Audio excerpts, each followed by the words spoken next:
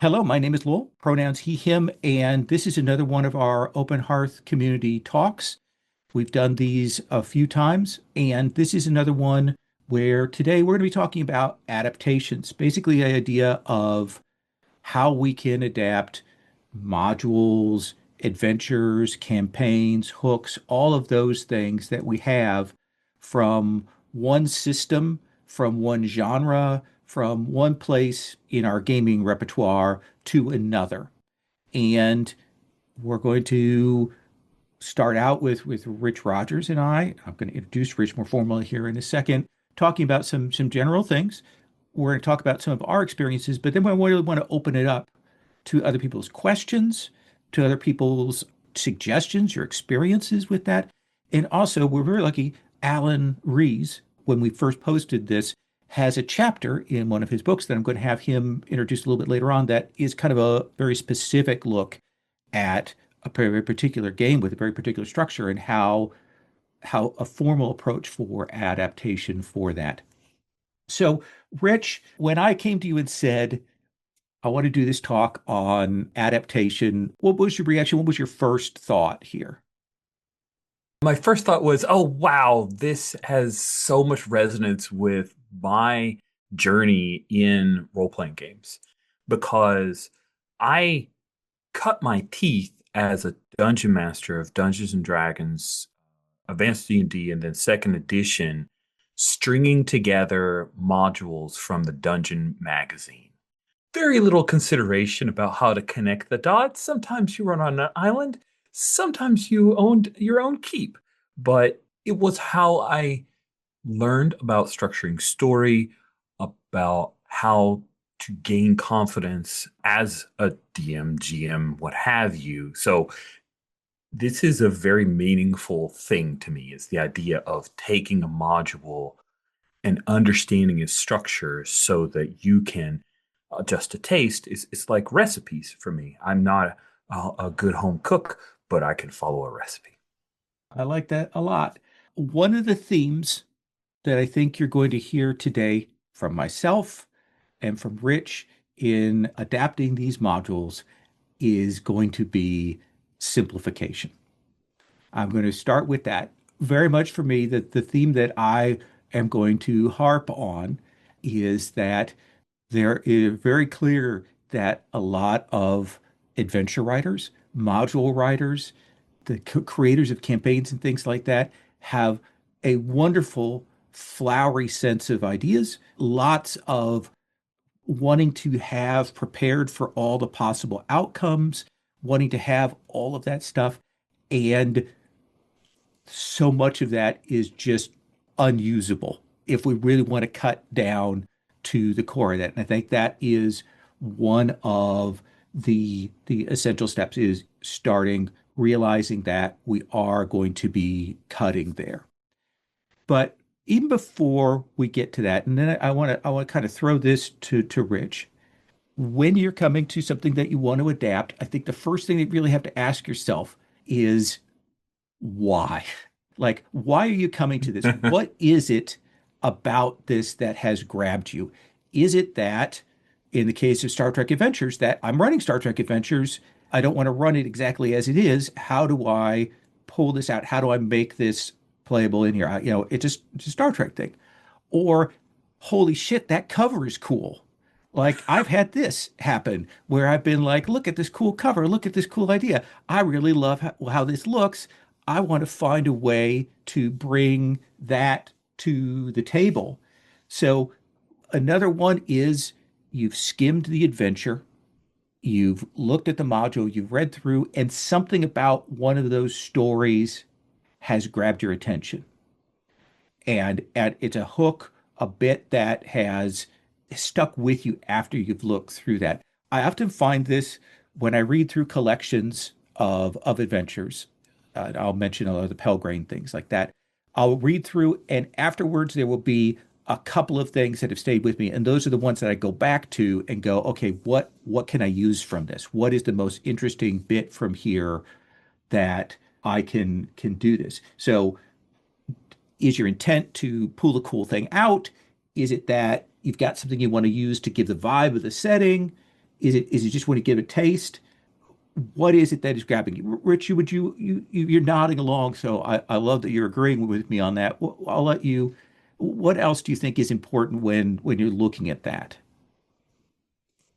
Well, one thing you didn't mention is that's important for a couple of modules that I have hacked and run or adapted. Sorry, that's a better term.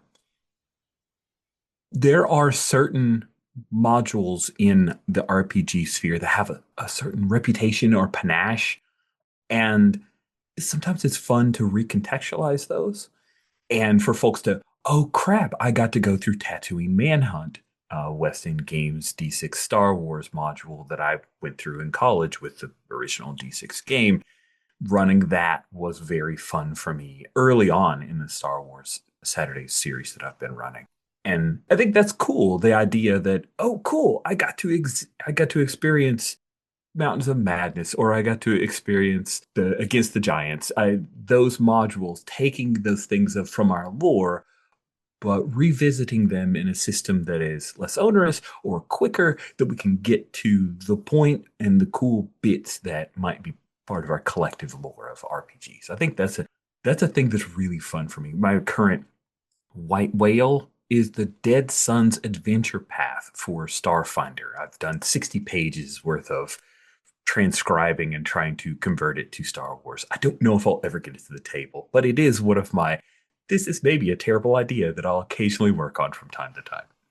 That's a really good point. These are classic ones. Jim mentions in the chat, adapting the vibes. A Tomb of Horrors is another one that is a classic that we all kind of old school people know. And like, the question is how we can bring that flavor to it. I would also say looking through and seeing even just an NPC that you like. And you're like, I like this NPC. I want to take this NPC out and I want to use them for something else. Or I want to see what the story they've got built around them. And then maybe I can adapt some of that and bring that around. Places like cities that are interesting. I'll often steal cities, but only in the most, these are the basic things that we know about them. And then maybe I can populate from some of those characters. I've done that with Legend of the Five Rings, City of Lies, Ryoko Owari, that has some really brilliant things, but I don't want to do the whole spiel with it. Another thing I'll mention, and I think Rich has probably also kind of hinted at this, sometimes you get a module or you get an adventure that you looked at and you go, wow, this is really great, but there is so much bullshit in here. I don't have time to do this. I don't have time to run the whole thing that is presented here. How do I condense this down? And I think that one of the translations that we're going to be hinting at and talking about is how do we convert things that are high granularity, high detail, games that have an expectation about certain kinds of mechanical things, how do we bring those over to story games? How do we bring those versions over to another system? And this is something that I have consistently hit.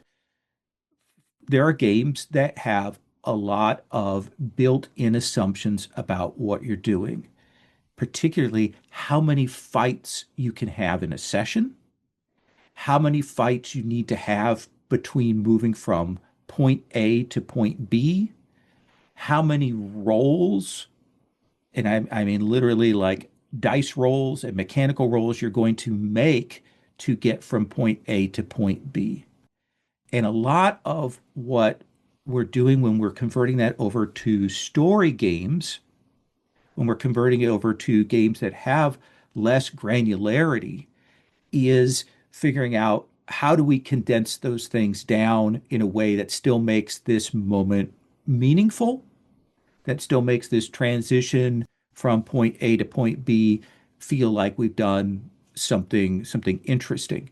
Because a lot of things that the game assumes are going to take 2 or 3 hours of play in a granular game, a lot of our story games, we're resolving that in 1 or 2 rolls.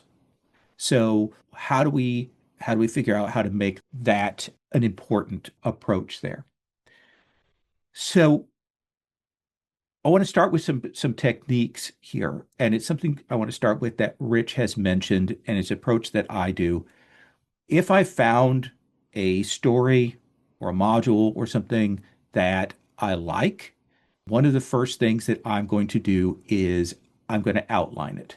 If you're willing to do the prep time, if you're willing to do that, it's worth outlining. And I mean, in the broadest sense, here are the scenes that are presented, here are the NPCs, here are the beats.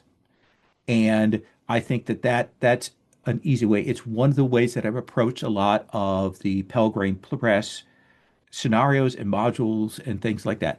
There was a great collection of Trail of Cthulhu adventures called Arkham Detective Stories.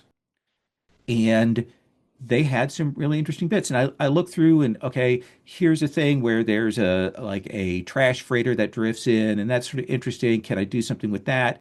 It's kind of more baked into the New York setting that it's got, or the East Coast setting. I don't know how much I can do with that, given where we're playing, but I found there was a an adventure where basically a sorcerer had put part of themselves in a book of poetry.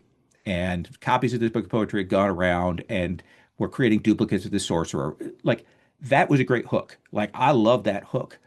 But I had to go through and outline what is this game expecting to have happen? What are the inciting incidents?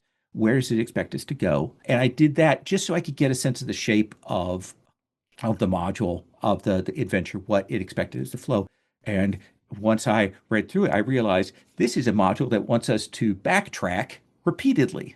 It wants us to go from point A to point B to point A to point C back to point A repeatedly. And in outlining, I got to see like what were the beats I liked and where was it going and where was it not going. And that allowed me to start cutting out characters, start cutting out scenes and going, this is the path through that we can go rather than having to backtrack. I think a lot of what you see, there are two things that we'll see in modules that we can cut, backtracking and red herrings, those sort of dead alleys. Rich, when you go to approach your Star Wars modules, how much is outlining? How much is vibing? What is your take on that?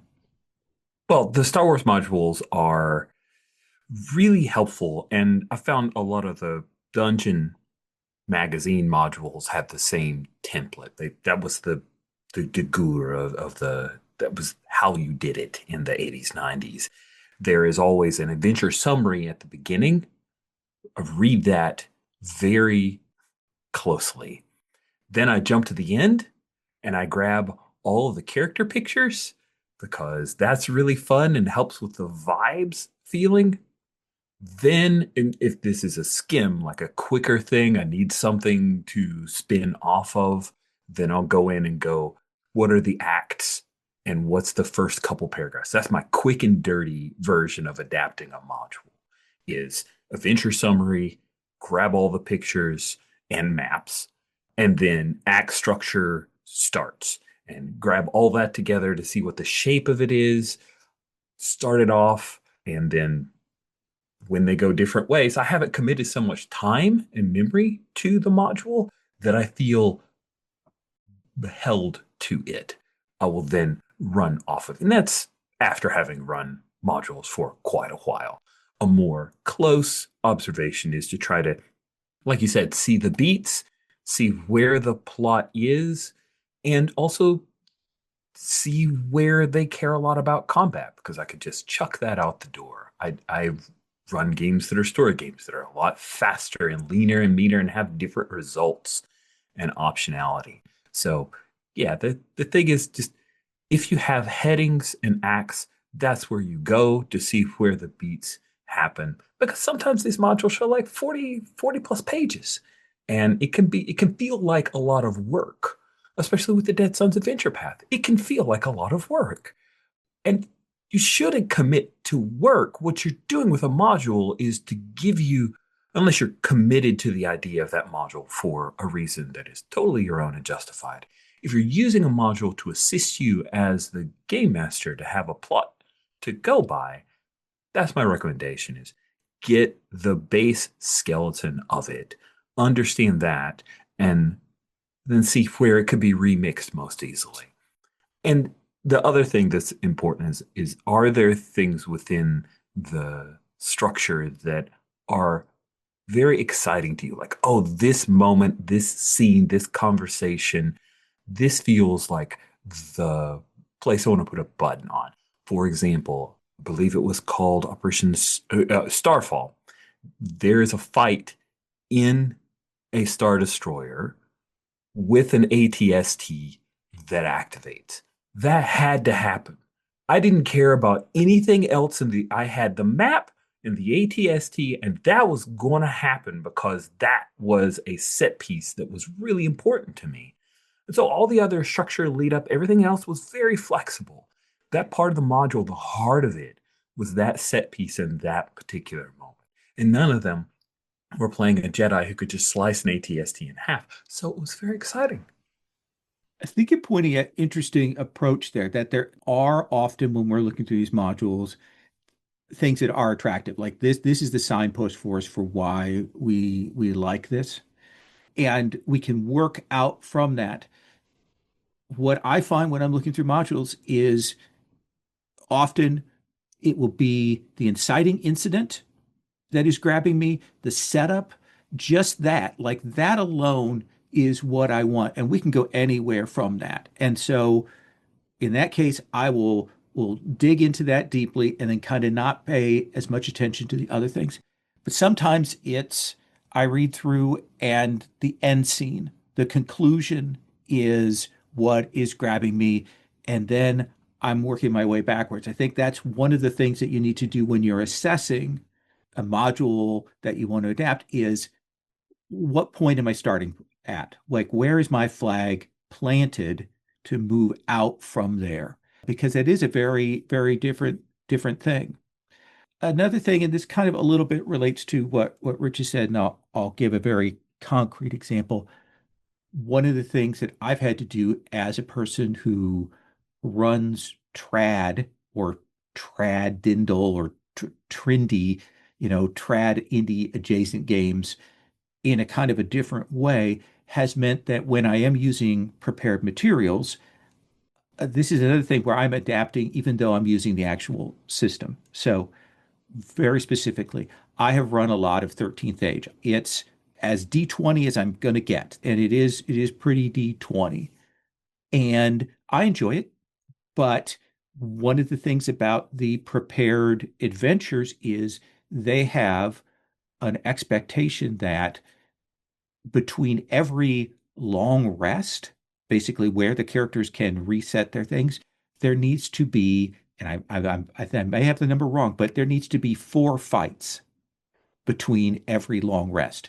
That is, for me, not going to happen. That is not the way I'm going to play. I understand that the game has built in those kinds of resource pressures and things like that, but 4 fights? And so because that game So that's like has that's like 3 sessions, right? for me, like that is a lot of sessions of that because I don't do more than 1 fight per session. They're clearly assuming that we're going to have, unless I'm doing like a teaser fight and then maybe we're having a big fight, we might get two, but I'm not doing 2 fights because I want to let the fight have time to breathe. And I also don't want to do 2 fights because it will break my brain. But that has meant when I go through the 13th Age modules and battle scenes and things like that, great resources, beautiful stuff. I'm red penning a lot of those things and going, what is the most interesting thing that they presented to me? Oh, here's a scene where they have orcs coming down on swing lines. They're zip lining down onto barges. Like that's all I want. I want to see that scene. You've got a bunch of other BS things along the way, but that's the most cool moment there. So even when you're adapting within to the game that you're actually running, I am still cutting. Jim Jim says game balance thing as a kind of a joke, but a lot of these games have certain assumptions about that. The 13th Age and Pelgrane games have resources. Their games are built on resources. D20 games are built on resources. And that is when you're reading through a module and you're wondering, why is this choice being made to have all this stuff in here? It's often that the designer has built that to tax those resources to test them. And so it actually gives you more freedom when you're moving outside of that. Ray mentions in the chat about systemless modules and how well they work for me. Rich, what do you think about that when you get a systemless module or systemless thing? What is your approach to that? Oh, this is not a charitable answer, but I generally avoid those because I found the ones I've seen are because they don't have a system, they don't have a default setting, and because they don't have a default setting, they don't really grab me. So I can't think of any systemless module I've converted. None that really grabbed or sparked my interest. I will say systemless modules aren't as appealing to me. I think because often they are written kind of generically, but if they're a full module, they haven't like gone, here's our hook, and let's showcase really the hook here up front for you. What I love are 2 or 3 page, like here's the setup, here's some incidents, here's the the conclusion. One of the best resources they have now for Star Trek Adventures is 1 page mission briefs. This basically goes, here's a mission. You can adapt it. It gives you some ideas for complications. Legend of the Five Rings has done that with their focus strike like setup. Those I love that, and those are really good. On the flip side, Amze mentions this in the chat here. There are some systemless modules that and adventures and things that have an amazing amount of setting. And Thousand Islands is one of the best examples of this. This stuff is beautiful, but it is also in a very specific like setup. Like it has a cultural vibe. It has a set of imagery and things like that that you need to back into that. Like I use some of that stuff when I ran Godbound, which is an OSR adjacent game. But I had to very consciously go, I want to set up this world such that there can be places like the Thousand Island locations, which I love. They're dynamite. They're such wonderful places to walk through. They don't have mechanical things, but they do have weird hooks. But I had to kind of set it up so that we could go to those places and explore them, where I think it'd be more difficult for me to throw that into the Dragon Empire of 13th Age. I think that would be a tougher placement of those kind of cultural briefs. Let me ask then, Alan, if I can I kind of come to you? Couple of the resources that we had. One of the things is I did read through there's the Game Master's Handbook of Collaborative Campaign Design. It's a new book that just came out from the officials. They have an interesting chapter. A product is all about sort of improvisational collaborative campaigns, and they have a chapter in there on adapting modules. It very much kind of just echoes the rest of the book sentiment. But Alan has a game, Against the Dark Conspiracy, one of several games that have a structure that is very specific. It is a story game, but it is a little closer to Trophy Dark, to those kinds of things. Alan, can you talk about what you've got in your chapter of Against the Mhm. Dark Conspiracy about adapting adventures and modules to what is a kind of a highly structured but still open story game? Yeah, I mean, context is important, and some of you will know that Against the Dark Conspiracy grew out of my desire to run Night's Black Agents material without using the Night's Black Agents rules. Not because they're a terrible set of rules, but because they are not the kind of story game, player-led, low prep games that currently fit my sensibilities. And so when I was having to run those using Against the Dark Conspiracy, which is a game in which the players are invited to shape the operations. That's the unit of play, the mission, if you will, that they embark upon. How do you keep some of that play to find out and player driven stuff while using what are really good, narratively satisfying scenarios and mini campaigns, and in his Dracula dossier, enormous campaigns potentially. And so, what experience taught me was start at the end and work backward. If you have a mini campaign that has 4 or 5 locations, each of which has 2 scenes, say, what is it in the climactic scene that the players need to know in order to get there in a meaningful way? What are the clues that they have to have picked up in the previous scene or location that allows them to get to that with some sense of, rather than just saying, oh, and then you're in a hotel. And by working backwards in that way, as long as you as the GM know the 2, 3, no, never more than 4 nuggets of information they need to make the next scene or the next location or the next part of the narrative arc make sense, then you just seed those into that previous scene. You get, as Rich was saying, you get to use the existing maps, you get to use the existing pictures. The narrative arc for the campaign, which was part of the attraction to begin with, remains more or less intact. But how they address each of those scenes remains in the kind of player-led spirit of Against the Dark Conspiracy. All you have to do as the GM is find a way to give them the pieces of information that will lead them logically to the next one. Now, I'm not sure that's profoundly different from what Rich was saying about working out what the skeleton of the thing is. But I think in the case of setups which are kind of mysteries, I'm almost loath to use that while Rich is in the room. But they are investigative in their nature.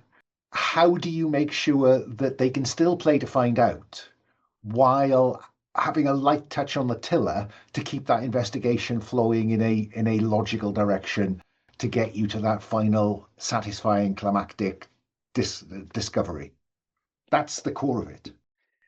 And I want to point out, I think that, and I've done our discussion previously, there's a talk we've done on Gumshoe. I think one of the most important things that you can get from the Gumshoe RPG system is what giving a really clear name to what Alan and Rich have talked about, is the idea that in any scene there is a core clue, and that core clue points you to the next scene. That core clue says this is one of the places you can go next. It might be one core clue, it might be 2 core clues, but it says these are the places that we can go from here. And the players don't need to roll to get that, or they're going to get it always as a side effect of whatever rolls they do. Like you're going to give them that.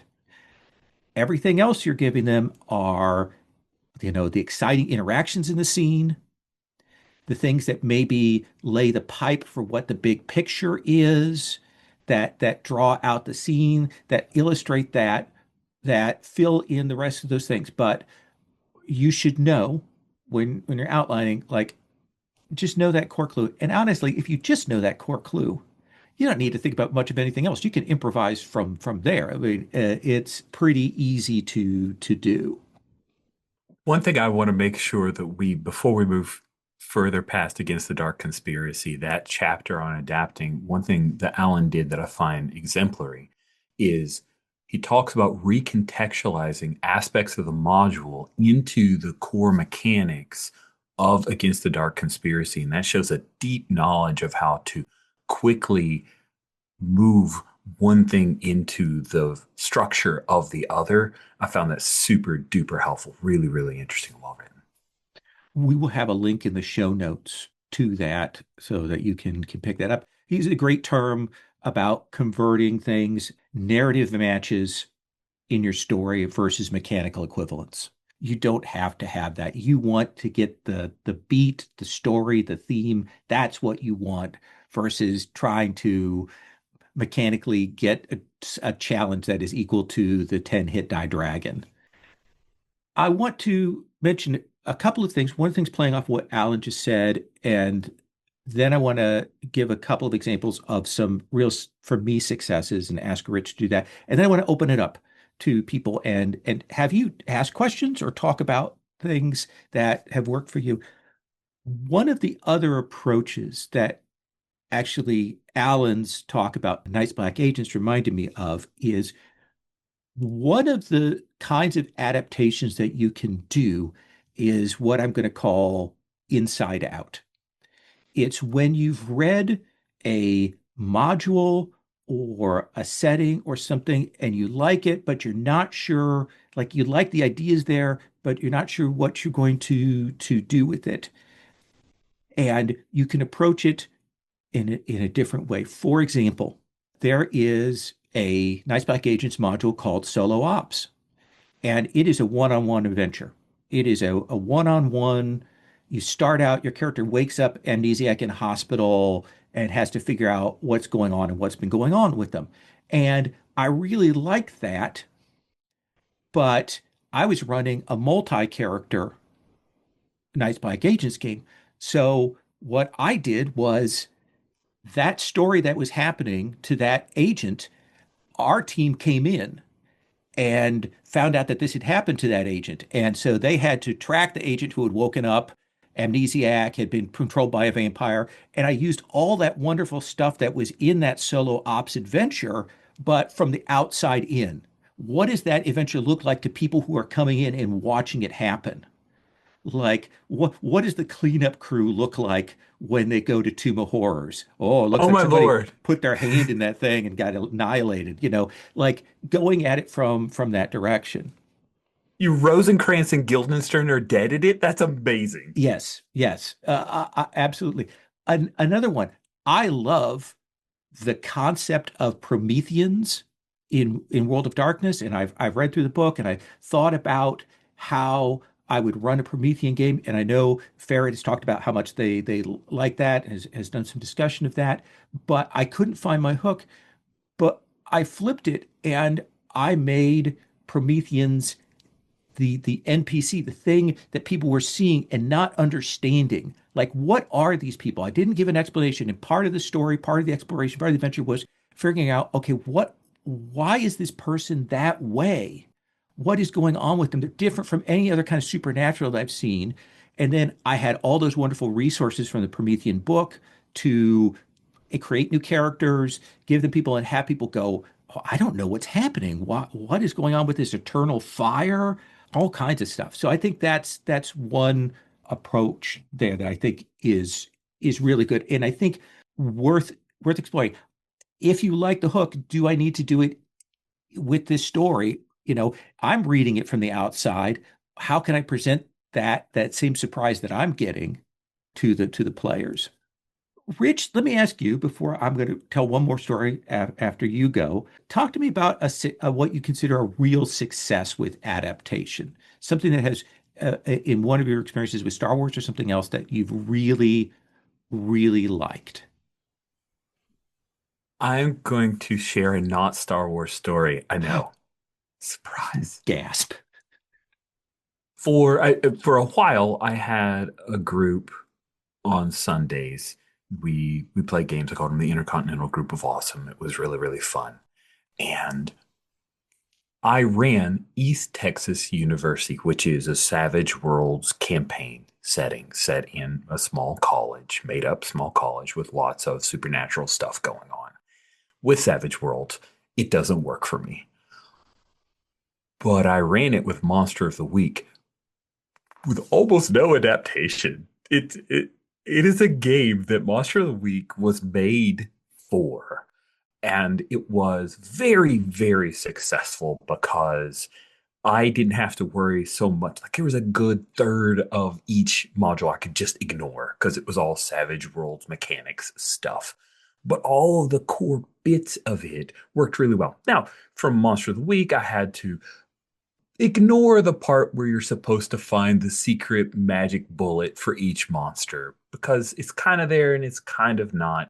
I just ran it as a straight up Supernatural, the TV show homage, East Texas University with some Buffy the Vampire Slayer. And it was really, really fun. Very successful campaign. I very rarely had to move outside of the structure of East Texas University as a campaign with all of its plots and mysteries leading together. The thing that makes me, well, I loved running it. I really enjoyed playing it with that group. The thing that makes me feel even more happy is that recently, a buddy of mine back in Tennessee, where I'm originally from, he has been running East Texas University with Savage Worlds and has become increasingly frustrated with how much Savage Worlds is in his way. And I gently, over the course of, because we played Baldur's Gate 3 together, encouraged him, hey, you can do this about Monster League, Monster League. Well, a few weeks ago, he had the conversation with the group and they agreed. And then they had a kind of session 0.5 because they converted their existing Savage Worlds characters to Monster of the Week, and he's run a session in the new. He feels so much more comfortable because there's less mechanical structure and weight that he has to worry about. He doesn't have to stat up the baddies so much. He's able to run oh gosh, I think it's called the midnight clock. There's basically a clock in Monster of the Week for the escalating threat that maps very well to several aspects of the module mysteries. He's really happy with it. I'm like, yay, this is awesome. We get to share in this way of adapting a module together. We've had a couple of conversations about, he'll say, I ran the so-and-so plot. I'm like, oh yeah, I remember that when I did it. It's been fantastically fun. Oh, that's great. That sounds dynamite. I want to talk about one thing that I've had real success with. I have run back, these would be in the aughts, and even a little before then, I ran a lot of things with a lot of RuneQuest things adapted into an existing fantasy world. Also add some Harn stuff and things like that. I was running it in different systems, Rollmaster and other things. But one of the things about RuneQuest is a fantasy setting with a lot of very specific cultural beats, a very sort of dense backstory. It's a world I really love. I'm not sure I could really do it justice these days, but one of the best modules that it had was a book called Strangers in Prax. And Prax is this kind of desert river valley with a big city at one end, and it's kind of run by a colonial empire, the Lunar Empire, and so on. So and but it's also kind of an adventure zone and a backwater. But Strangers in Prax has basically the idea is in each case, these are outsiders that have come to this place and have caused a change, and your PCs get tied up in that. In one case, it is a wizard, and people don't like wizards in Prax, but it's a wizard who's come to set up a wizard's tower there in Prax. And that's a great hook. Like just that. Here's a place where somebody who's powerful, people don't like them, but they're coming and maybe they're going to have a benefit and they just want to set up their thing. That is a hook. And I've used that hook. I used an adaptation of that and used that in that, and I've used it elsewhere. The idea, I'm going to set up a wizard's tower. I want to hire some people, and there's all this weird shit going on. I love it. Another one of the hooks in Strangers in Prax is there are a set of PC equivalent like adventures that are from the lunar kind of colonial force that come in and they're really interesting and they're really cool, but they're also kind of serving the interests of the colonial power, and yet they don't think they're evil. And that is about interacting with them, about how do you deal with them? Like, how do you negotiate with them? Can you get them to change their mind? That's a great hook. Outsiders representing the occupational force that maybe have a different set of values than what you consider as the normal overseers. The last one is there is a guy who is essentially all he wants to do is hunt giant monsters. His name is Baran. He's a monster hunter, and essentially he's doing all this setup because there's going to be this great big sea serpent that he wants to hunt, and he's trying to get people together to help him kind of get set up for that. And then when you go to hunt, you actually have to sail down the sea serpent. These are three great hooks, and I have used all of those in other settings that because they work, because you could do that with a space monster. You got your space Ahab, and you got to fly your ship inside that space monster to do what you want. And there are things inside of it. Like that's easy. That's easy to do. There's maybe a guy who maybe you think he's a Sith and he sets up this place on a planet. Maybe he's a Sith. You don't know. He's got this weird powers, but he wants your help doing what's going on. Like these are great hooks. That is another way that you can adapt. Is just finding those really really cool key concepts that translate across genre, that translate across those stories. I want to ask if people have some stories that you've had success with, or maybe you haven't had success with, or questions that you have. On the grounds I abhor a vacuum. Okay. I just put in the chat that Borderlands, the Chaosium campaign for RuneQuest, is my standard test bed for various efforts to try to either port lighter, more narrative game systems into the RuneQuest world. Because who doesn't want to play in Glorantha? If you don't want to play in Glorantha, you shouldn't be here. I'm that hard line on this. So, they're reusing some of that stuff. There's no reason why it doesn't fly with different systems, I suppose, was just my observation.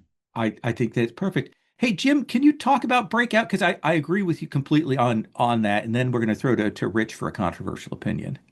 Yeah, sure. Not for nothing, I've got Spider-Man over my whichever shoulder it's over there. The Marvel Heroic RPG, the Cortex-based Marvel thing, which is just a favorite game of mine, long-standing that I try to, run and play in whenever I can, comes with, in the rulebook, their kind of official intro adventure is the Breakout storyline from the kind of Brian Bendis New Avengers days. And the fascinating thing about it is that it is a very specific storyline with specific characters. When you read it in the comics, everything is happening the way it is because, like, that's where Luke Cage is at in his life. That's where Peter Parker is at in his life. They're going to, like, meet Bob, who's the Sentry, and that's why Matt Murdock is there because he's his lawyer and blah, blah, blah, all this kind of stuff and everything.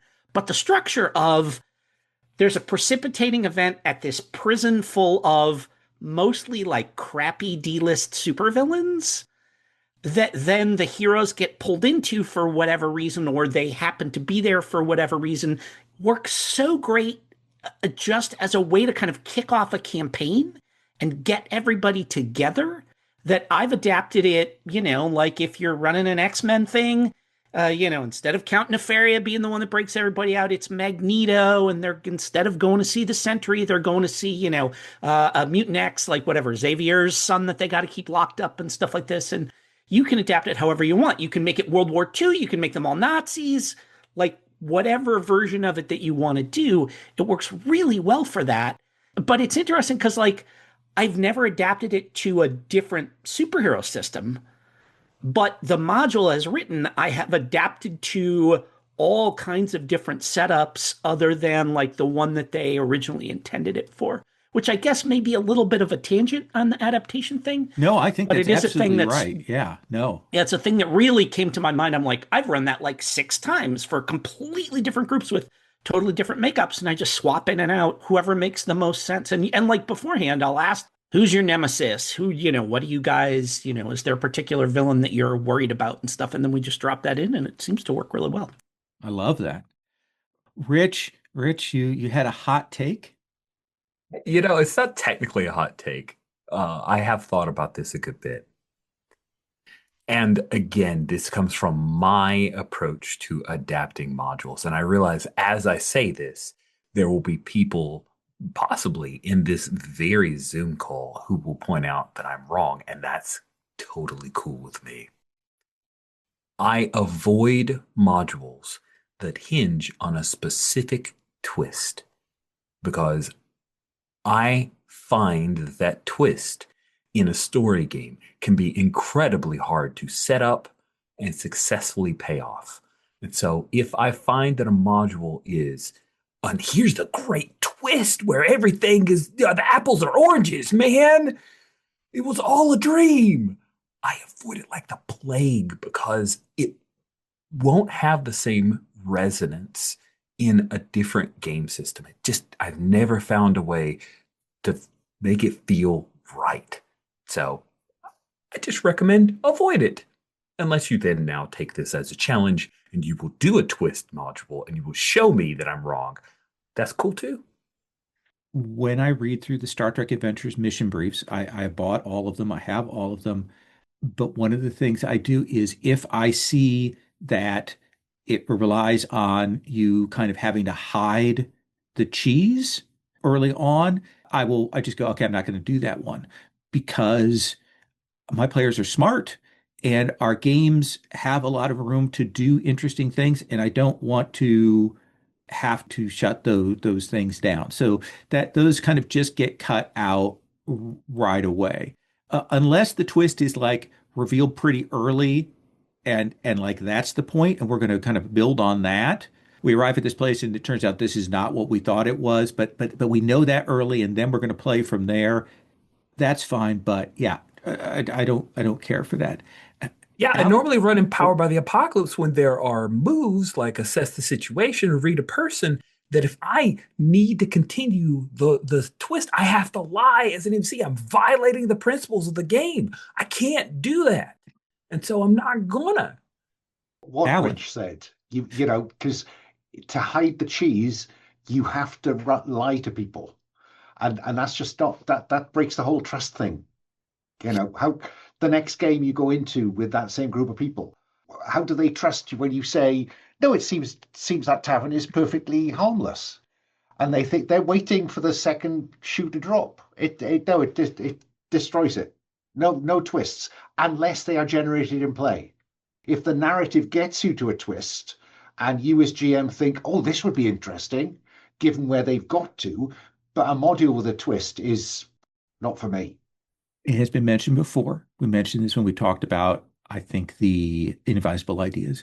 There is the Eternal Lies campaign for Trail of Cthulhu, and it has, I'm not going to spoil it, but it has a twist at the end that just enrages me. And I think that what we've learned in the last maybe 10 years of game design is that you shouldn't gaslight your players. You shouldn't. Like, unless you have made that explicitly to the players, this game is about gaslighting. And even then, when you gaslight, you're going to say, "Hey, I'm going to gaslight," or they are gaslighting you right now. I think it's unfun.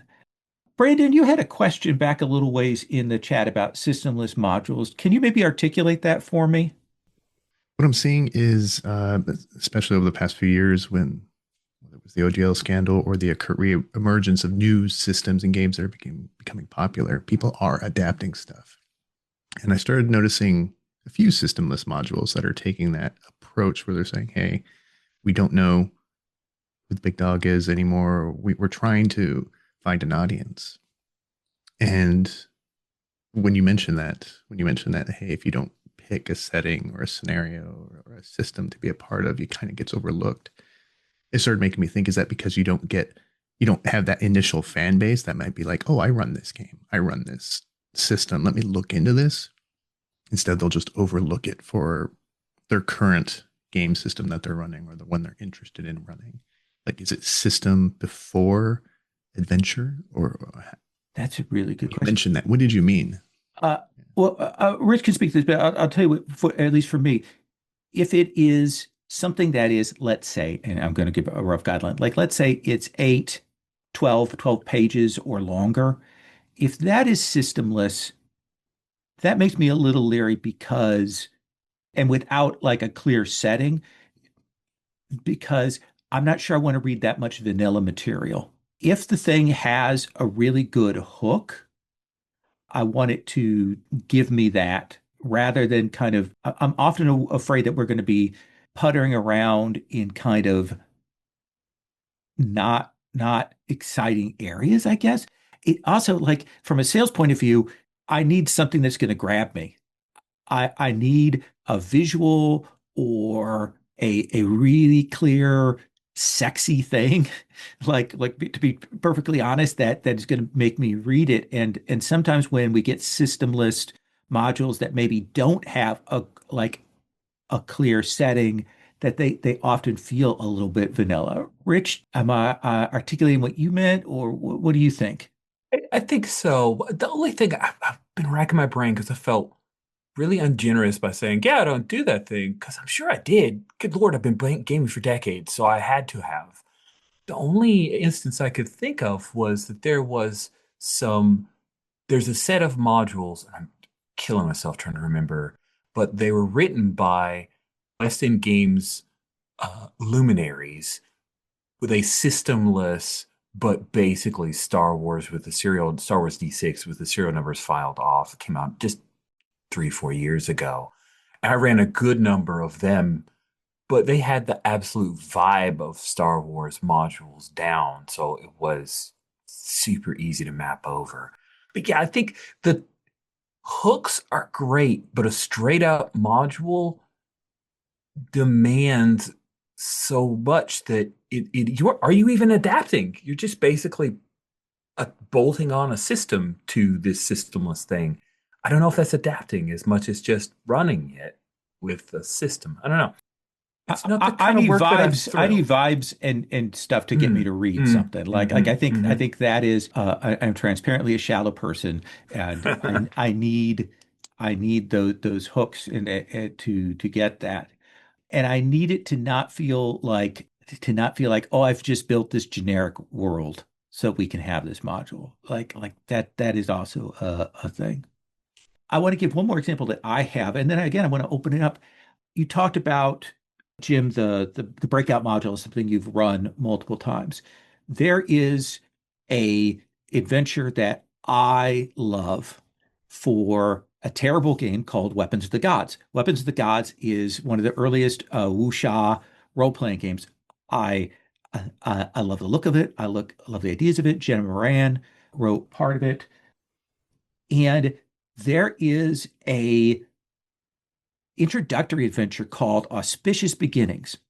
And in Auspicious Beginnings, basically, there is a wild sort of crossroads town where there are these four factions that are there, and there is a contest that is going on, and the players arrive, and each of them want like a particular object that's being put on display. But the basic premise is you arrive, you get to do the day one contest, and the day one contests they've got like a whole bunch of them that are designed to have people test their character's special abilities and showcase them. Like this one is about calligraphy while you're running, or this one is about smashing boulders. And it's built so that you kind of deliberately hand those to the players, and then they interact with the different factions and they come together as a group after these contests, and they end up choosing one of the factions to kind of spend the night with.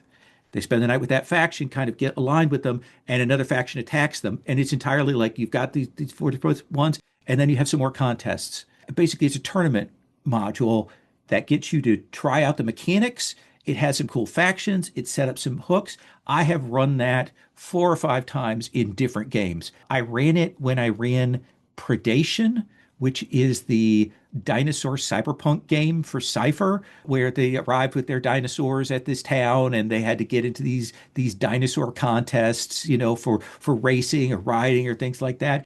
It is a great setup. That setup is super adaptable, and I love it. That's the kind of thing, like just that clear hook, that structure, so easy to bring over to other games, and I enjoy it. It is delightful. I'm now going to list a bunch of modules. Over the years with Star Wars Saturdays, I've run a lot of West End Games D6 modules, Strike Force Shantipole, Starfall, Riders of the Maelstrom, and then some of the Genesis system, Takeover at Whisper Base, Escape from Oshuta, The Long Arm of the Hutt, lots of different RPG systems. And then earlier this year, I ran Hyperspace D6, which is this hack of West End Games using the Open D6 system that really streamlines a 400 page book down to 30 pages, and I hacked that hack so it is player facing and I don't have to roll dice because I got better things to do. And I ran it specifically to let me run all of the remaining Star Wars modules that had any notion in my brain: Meltdown, Argova Strike, Rebel Breakout, which is the very first module in the original first edition Star Wars RPG, Mission to Liana. And it was this quest to get all of it out of my system. I've reached the point where all of Weston Games D6, all of the bits and the toys that interest me, I've had a chance to experience it. And it is this weird sense of completion that was very heartening and fulfilling, and also a little scary of like, wait, but I'm not dead yet.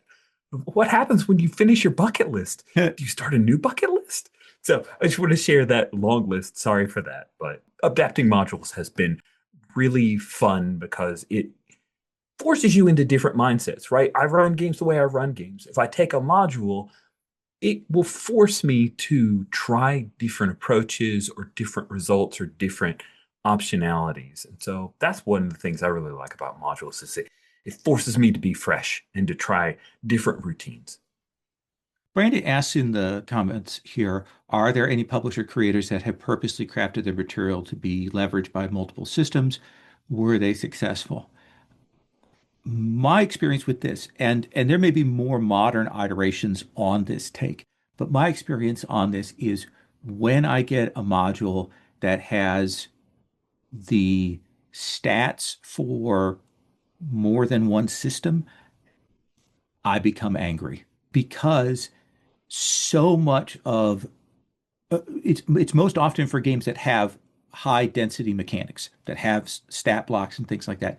And suddenly 20, 30, 40% of the material is just stats and stats that I'm not going to use. So it bloats out into areas that I don't care for. I remember a time, and now I'm really dating myself, but back in the 1990s, Iron Crown Enterprises went into a partnership with Hero Games. And so for a long time, they did these modules that had all the stats for Rollmaster and all the stats for Hero Games Champions. Both are stat block dense games. And so you would end up with just an inordinate amount of tables and blocks and numbers and things like that. And I know from reading the histories of the company that this went over like a lead balloon. And I think you see some of this happening when we get to the aughts and we get the D20 boom.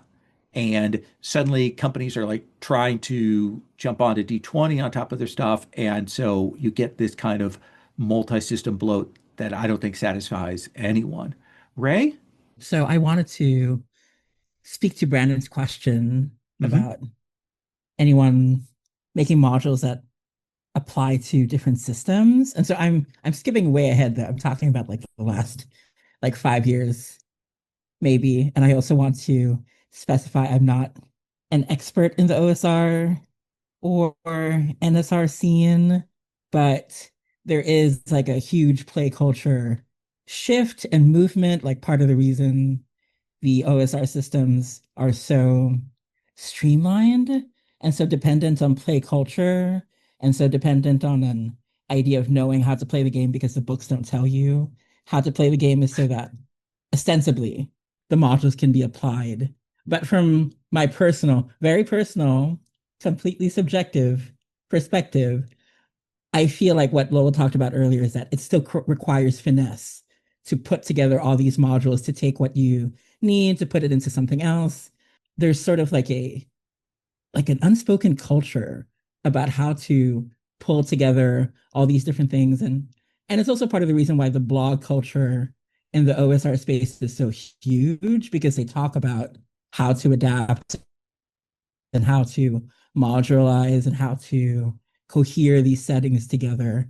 It's really part of the play and design culture as far as I understand it. So I just wanted to put that out there. I think a good example is Plus One EXP with Tony Vasinda and a bunch of other people. They have a whole bunch of module settings, and they're very like light affairs. They're very like focused on there are no stats. Instead, they're more like this guy hits big, this guy hits small. Like it's how you apply whatever system will fit into it, basically. Or they do have games that come in systems that are easy to rip out and put in your own, or easy to put in your own rules, so on and so forth. So I just wanted to bring that up. Yeah.